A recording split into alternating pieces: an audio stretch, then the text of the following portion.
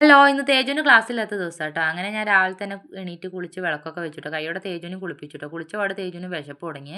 സ്കൂളിലാണെങ്കിൽ snacks കഴിക്കേണ്ട ടൈമൊക്കെ കഴിഞ്ഞു. ടൈം 10 മണിയായി. ഞാൻ വേഗം തന്നെ ഫ്രിഡ്ജിൽ നിന്ന് അനാറൊക്കെ എടുത്ത് പൊളിച്ച് പാത്രത്തിലാക്കി ഉള്ളിലേക്ക് വിട്ടുട്ടോ.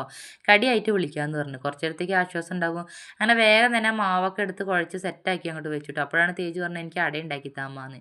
അങ്ങനെ അവൻ വീട്ടിലുള്ള ദിവസമല്ലേ. അപ്പോൾ അവന് ഇഷ്ടമുള്ളത് ഉണ്ടാക്കി കൊടുക്കാമെന്ന് വിചാരിച്ചു. അങ്ങനെ അടയ്ക്കുള്ള തേങ്ങ ചെരണ്ടുമ്പോൾ വാരി വാരി കഴിക്കുന്നുണ്ടായിരുന്നു കേട്ടോ. ഞാൻ ഓടിച്ച് അകത്തേക്ക് വിട്ടേ.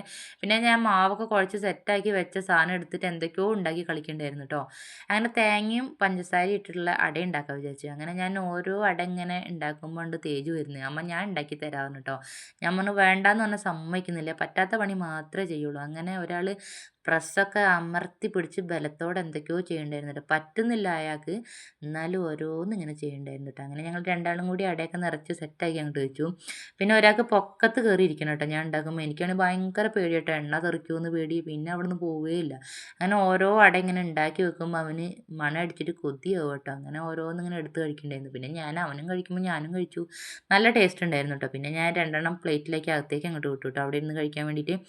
നല്ല രസമുണ്ടായിരുന്നു കേട്ടോ. നല്ല സോഫ്റ്റ് ഉണ്ടായിരുന്നു. പിന്നെ 2 മാവ് എക്സ്ട്രാ വന്നപ്പോൾ അതിൽ ഭൂരി ഉണ്ടാക്കി കഴിച്ചിട്ടോ. പിന്നെ ഞാൻ അവന് അട ഉണ്ടാക്കി ഞാൻ ഭൂരിയും കഴിച്ചു കേട്ടോ. പിന്നെ ഞങ്ങൾ അകത്ത് പോയി വർത്താനൊക്കെ പറഞ്ഞിരുന്ന് കഴിച്ചേ. അപ്പോൾ അത്രേ ഉള്ളൂ. അടുത്ത വീഡിയോയുമായി കാണാം.